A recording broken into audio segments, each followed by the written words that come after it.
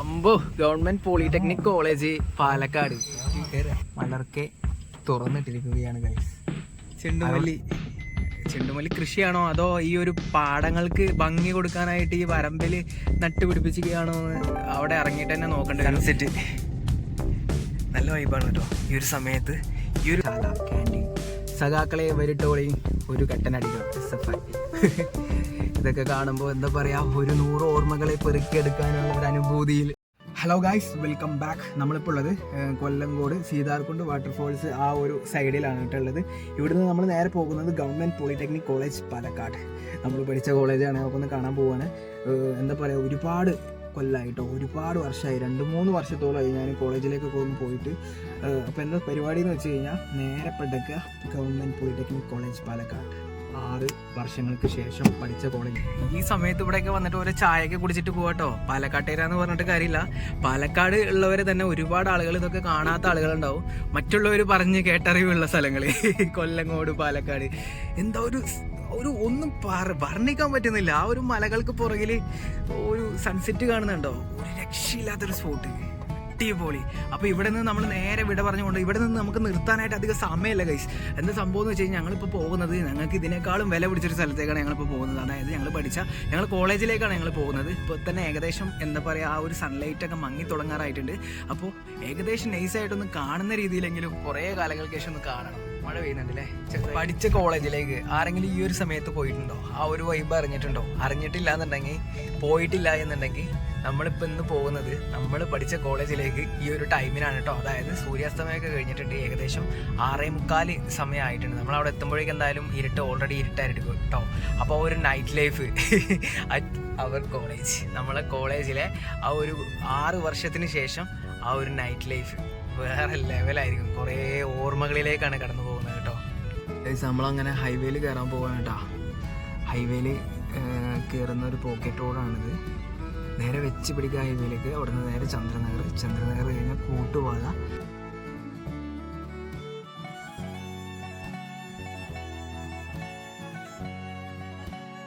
അപ്പോൾ ഗൈസ്, നമുക്ക് നൈസായിട്ടൊന്ന് ദിശ മാറിപ്പോയിട്ടുണ്ട്. വഴിയൊന്നും തെറ്റിയിട്ടില്ല, ദിശയൊന്നും മാറിപ്പോയതല്ലേ.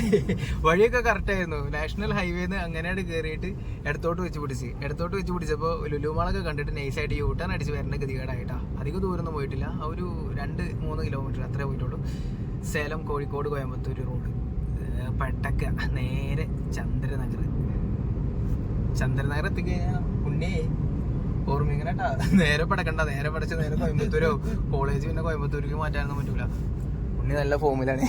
ഉണ്ണിക്ക് പിന്നെ ട്രാക്ക് കിട്ടിക്കഴിഞ്ഞാൽ ഹെവി ഡ്രൈവറാണല്ലോ, പരിചയപ്പെട്ട. അങ്ങനെ നമ്മൾ ചന്ദ്രനഗർ ആ ഒരു ഇതിലെത്തിയിരുന്നു കേട്ടോ. സർവീസ് റോഡ് കയറി പോകണം. എന്നിട്ട് റൈറ്റിക്ക് കയറി കഴിഞ്ഞാൽ പൊള്ളാച്ചി, സ്ട്രൈറ്റ് പോയി കഴിഞ്ഞാൽ കോയമ്പത്തൂർ. അവിടെ നിന്ന് നമുക്ക് പോകേണ്ടത് റൈറ്റിലേക്ക്. ഇവിടെയൊക്കെ ഒന്ന് നൈസായിട്ട് മഴയൊക്കെ ഒന്ന് പെയ്ത് തോർന്നിട്ടുണ്ടോ. റോഡൊക്കെ നല്ല നനവുണ്ട്. തുറന്നിട്ടുണ്ടാവൂടാ ബാക്ക് ബിൽഡിങ്. അതാണ് എൻ്റെ പ്രതീക്ഷ. അതിൻ്റെ ഉള്ളിലൊക്കെ ഒന്ന് കയറുന്നുണ്ട്. ഉണ്ടെങ്കിൽ അടിപൊളിയാവൂലേ? നോക്കാം നമുക്ക്. ഇത്ര ദൂരം വന്ന് എന്താ പറയാ, ഈ ഒരു സമയത്ത് നമുക്ക് ആ ഒരു വൈബ് കിട്ടുകയാണെന്നുണ്ടെങ്കിൽ പൊളിയായിരിക്കും അല്ലേ? അടിപൊളി നൈസായിരിക്കും. അപ്പോൾ ഈ ഒരു സ്ഥലം, അതായത് ഈ ഒരു സ്റ്റോപ്പിന് എന്തായാലും പേരുണ്ടായിരുന്നു, പാറ കൊഴിഞ്ഞാമ്പാറ പോകുന്ന റോഡാണ്. പക്ഷെ ഈ ഒരു സ്റ്റോപ്പിന് എന്തൊരു പേരുണ്ടായിരുന്നില്ല, പോളി തന്നെയാണല്ലേ? Poly stop. വേറെ ഒന്നുമില്ലല്ലോ. എല്ലാം മറന്നുപോയി ഗൈസ്. 6 വർഷം എന്താ പറയുക, ബസ്സിലൊക്കെ ഇവിടെ വന്ന് ഇത്രയും ദൂരം ഇവിടെ വന്ന് ഡെയിലി പോയി വന്ന് പഠിച്ച വ്യക്തികളാണ് കേട്ടോ ഞങ്ങള്. എത്ര ദൂരം എന്നറിയോ? അത് CT കൊടുത്തിട്ട് തന്നെയാണ് വന്നിട്ടുണ്ടായിരുന്നത്. അന്ന് CT മാത്രം 20 രൂപ വരും കേട്ടോ നമുക്ക്. 20 രൂപ. ഒരുപാട് ബസ്സും കയറണം, ഒരു 2-3 ബസ്സൊക്കെ കയറിയിട്ട് വേണം ഇവിടെ എത്താനായിട്ട്. രാവിലെ 6 മണിക്ക് വന്നു കഴിഞ്ഞാണ്ടല്ലോ രാത്രി ഒരു 7 മണിയിലും ആവും നമുക്ക് വീട്ടിലേക്ക് എത്തിച്ചേരാനായിട്ട്, കുറഞ്ഞത് കേട്ടോ. എവിടെയെങ്കിലും ഒന്ന് ജസ്റ്റ് ഒന്ന് ലേറ്റ് ആയി കഴിഞ്ഞാലോ, ഒരു ബസ് മിസ്സായി കഴിഞ്ഞാലോ അതിലും കൂടുതൽ സമയമാവും. അങ്ങനെ കഷ്ടപ്പെട്ടിട്ടൊക്കെ പഠിച്ചതൊക്കെ തന്നെയാണ്. പക്ഷെ പറഞ്ഞിട്ട് എന്താ കാര്യം, തലവരെ വിധിച്ചിട്ടില്ല. ഉണ്ടെങ്കിൽ നൈസായിട്ട് ചെറിയൊരു പെർമിഷനൊക്കെ ചോദിച്ചിട്ട് അപ്പോൾ പിന്നെ ഓക്കെ ആയിട്ട് നമുക്ക് എടുക്കാമല്ലോ. നമ്മൾ പഠിച്ച നമ്മളെ കലാലയം, ആ ഒരു കലാലയത്തിലേക്കാണ് ഇപ്പോൾ ഈ ഒരു നട്ടപ്പാതിലേക്ക് കയറി ചെല്ലുന്നത്. ആരെങ്കിലും പോയിട്ടുണ്ടോ?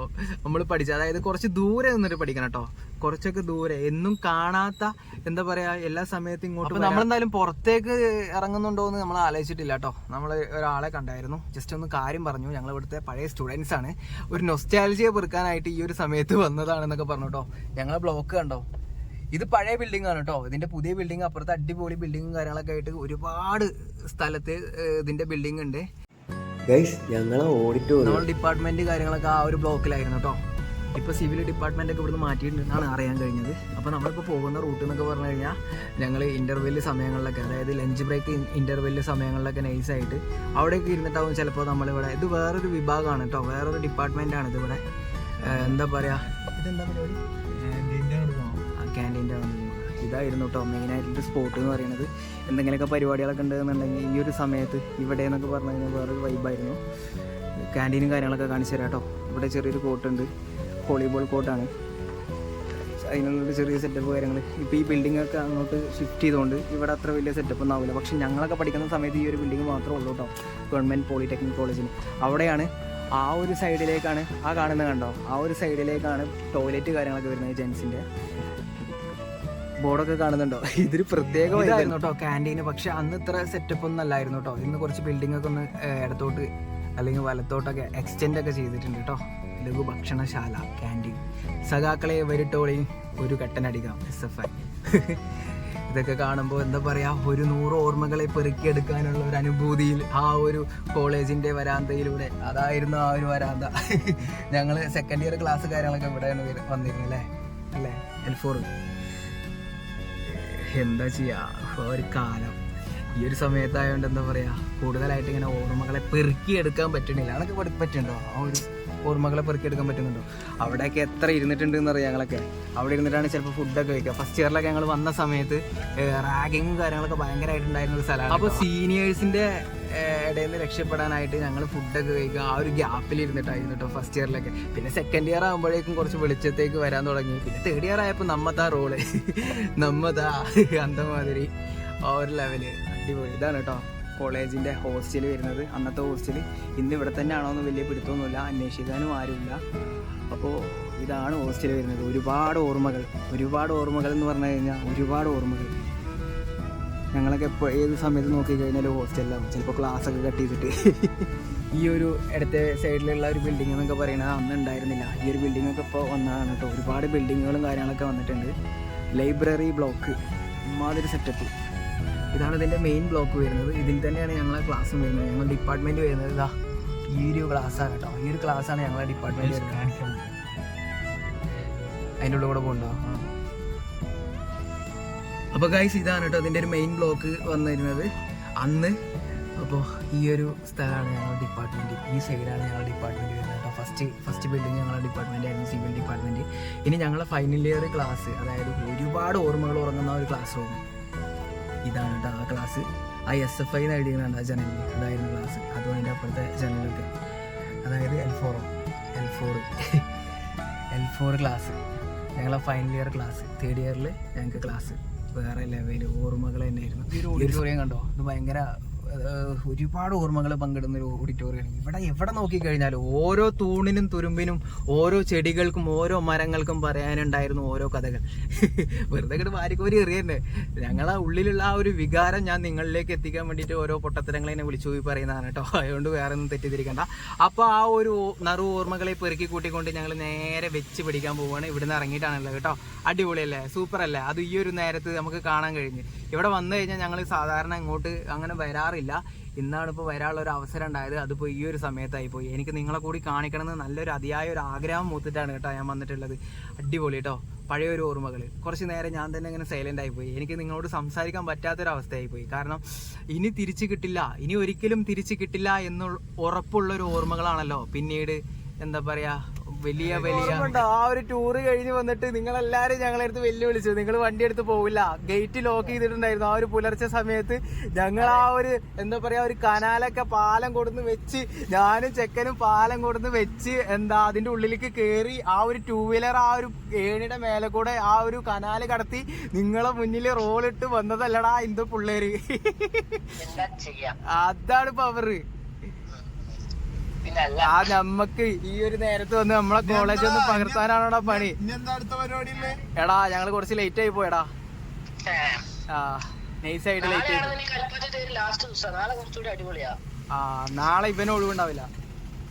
പെട്ടെന്നൊരു കോള് സംഭാഷണം അല്ലേ?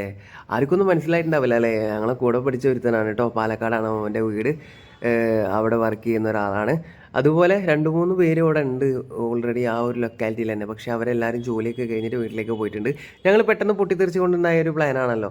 അതായത് ഈ ഒരു കൊല്ലങ്കോടാണെങ്കിലും കോളേജിലേക്കുള്ള ഈ നട്ടപ്പാതിരാക്കുള്ള ഒരു സന്ദർശനമാണെന്നുണ്ടെങ്കിലും പെട്ടെന്നുണ്ടായ ഒരു പ്ലാനാണ്. അതുകൊണ്ട് തന്നെ അവരെ ഫോണിൽ വിളിച്ചിട്ട് അവരെ കൂടുതലായിട്ട് ബുദ്ധിമുട്ടിക്കാതെ പാലക്കാട് ടിപ്പു സുൽത്താൻ്റെ കോട്ട കണ്ടില്ലേ, ആ ഒരു എൻട്രൻസ് കാര്യങ്ങളൊക്കെ കണ്ടില്ലേ, ഞാൻ ഇതിന് മുന്നേ കാണിച്ചിട്ടുള്ളൊരു പരിപാടിയാണ് കേട്ടോ. നമ്മൾ നൈസായിട്ട് പഠിച്ചുകൊണ്ടിരിക്കുക. അപ്പോൾ എന്തായാലും ഒരു ദിവസം ടിപ്പു സുൽത്താൻ്റെ പാലക്കാട് കോട്ടയും മലമ്പുഴ ഡാമും കവയും എല്ലാമായിട്ടൊരു എപ്പിസോഡ് കൂടി വരുന്നതായിരിക്കും കേട്ടോ. അപ്പോൾ ഗായ്സ്, ഞങ്ങൾ പാലക്കാടിനോട് വിട പറയാൻ പോവുകയാണ് കേട്ടോ. ഇനി ഒരിക്കലും തിരിച്ചു കിട്ടില്ലെന്ന തിരിച്ചറിവുകളുള്ള ഒരു പിടി നറു ഓർമ്മകളെ നിങ്ങളിലേക്ക് എത്തിച്ചുകൊണ്ട് ഈ ഒരു വീഡിയോ ഞാനിവിടെ വെച്ച് സൈനിങ് ഓഫ് പറയാൻ പോവുകയാണ്. ഇഷ്ടപ്പെട്ട് കഴിഞ്ഞാൽ ലൈക്ക്, ഷെയർ, കമൻറ്റ്, സബ്സ്ക്രൈബ് എല്ലാം കൂടി കണ്ട് അടിച്ച് പൊളിച്ചോളാം. സപ്പോർട്ട് ചെയ്യാൻ മറക്കരുത് കേട്ടാ. ഇതിലും നല്ല അടിപൊളി മനോഹരമായ ഒരുപാട് വീഡിയോസ് വെയിറ്റിങ്ങിലാണുള്ളത്. മറ്റൊരു വീഡിയോ ആയിട്ട് കാണുന്നവരേക്കും ബൈ ബൈ.